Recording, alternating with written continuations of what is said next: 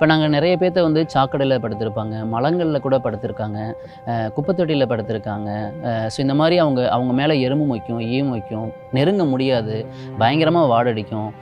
நாங்கள் ரோட்டில் இருக்கக்கூடிய நிறைய தாத்தா பாட்டிங்க பார்த்தீங்கன்னா, வீட்டில் வந்து பிள்ளைகள் வந்து வீட்டை விட்டு வெளியில் அனுப்பியிருப்பாங்க. ஒவ்வொரு தாத்தா பாட்டியும் எங்கிட்ட கதறுவாங்க, என் பிள்ளை இப்படி வளர்த்தனே, நீங்கள் பிள்ளைனை வெளியில் அனுப்பிட்டானே, என் பையனை பார்த்துக்க மாட்டானே, என்கிட்ட இருக்க சொத்தெல்லாம் எழுதி வாங்கி நீ அனுப்பிட்டானே.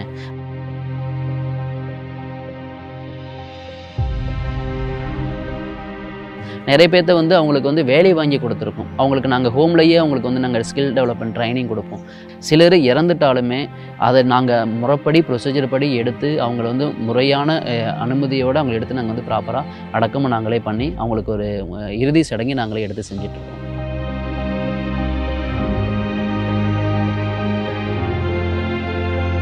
இப்போ சப்போஸ் நம்ம எங்களுக்கு அந்த போதிய அளவு ஃபண்டு இல்லை அப்படின்னா, இன்றைக்கி ரோட்டில் அவங்கள பார்க்குறவங்கள ஜஸ்ட் எங்களால் பார்த்துட்டு தான் வர முடியும்.